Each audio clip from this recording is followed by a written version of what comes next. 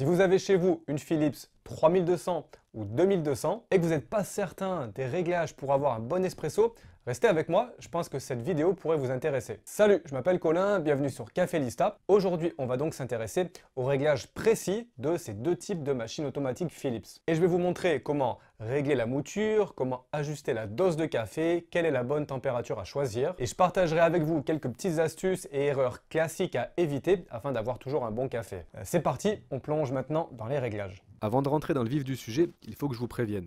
Tous les réglages dont je vais vous parler aujourd'hui peuvent varier selon votre machine et votre café. Même entre deux Philips 2200 ou 3300, vous pouvez avoir des petites différences. La position du moulin, par exemple, elle peut être légèrement différente d'une machine à l'autre. Et puis surtout, n'oubliez jamais que le café que vous utilisez, c'est la base de tout. Les meilleurs réglages du monde ne transformeront pas un mauvais café en bon espresso. Notre objectif, alors qu'est-ce qu'on cherche exactement? Un espresso qui s'écoule lentement, mais sans goutte à goutte, sans précipitation. Pourquoi? Si ça coule trop vite, l'eau n'a pas le temps de bien extraire tous les composants du café.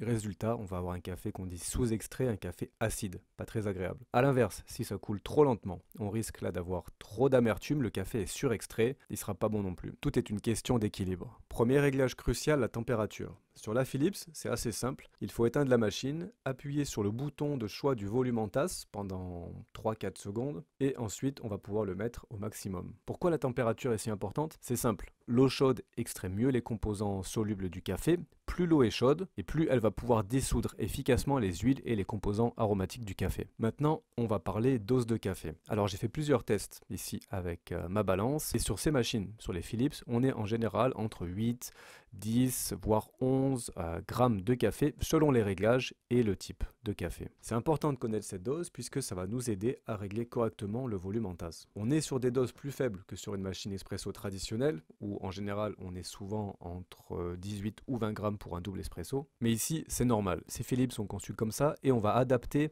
nos réglages en conséquence. Vu qu'on a une dose de café qui est un peu plus légère que la normale, on va donc vouloir rester sur un volume minimum. Pourquoi? Alors c'est une question d'équilibre. Si on met trop d'eau pour la quantité de café qu'on a, on va se retrouver avec un café qui est trop dilué. Une des difficultés sur les Philips que j'ai rencontrées, c'est justement d'avoir un café avec un peu plus de corps et un peu plus d'intensité. Il est en général un peu trop léger si on ne règle pas sa machine correctement. Sur la machine, on a trois options de volume. Si on commence ici avec le volume minimum, on va avoir environ 30-33 ml dans la tasse. En faisant des tests avec le volume moyen, on se retrouve avec 42 ml, 42 grammes donc. On va donc oublier ici le volume plus haut, ce ne sera pas la peine, on va rester avec ces deux-là. Avec nos 10 grammes de café, pour moi le choix est rapide, on reste donc sur un volume minimum. Ça va nous donner ce qu'on appelle un ratio d'extraction de 1 à 3. Ça veut dire que pour 10 grammes de café, je vais avoir 30 grammes dans ma tasse. C'est parfait pour ce type de machine, c'est ce qu'on va rechercher. On va donc rester avec le volume ici le plus bas. Vous avez du mal à obtenir un café parfait avec votre machine à grains? Pas de panique, c'est normal. Et les réglages d'une machine à grains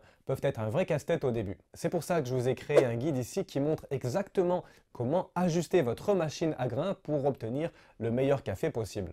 Mouture, dosage, température, tous les réglages clés expliqués de façon simple et claire à portée de main. Et le meilleur dans tout ça, ce guide est totalement gratuit, il vous suffit de vous inscrire en cliquant juste en dessous. C'est rapide, simple et sans engagement. Cliquez sur le lien pour obtenir votre guide et commencez à préparer des cafés dignes des meilleurs baristas dès maintenant. Maintenant, le moment crucial, on lance un espresso, on observe, l'extraction c'est vraiment là où tout se joue.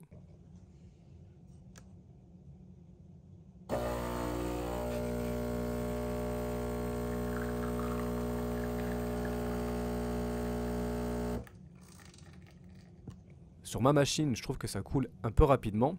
Si jamais c'est le cas pour vous aussi, ça veut dire que l'eau passe trop vite dans la galette de café, elle n'a pas le temps de bien extraire tous les arômes. La solution, je vais mettre le moulin sur la position la plus basse. Plus la mouture est fine, plus l'eau met du temps à passer, ce qui permet donc une meilleure extraction. Petit conseil, ne jamais changer la position du moulin quand il est à l'arrêt.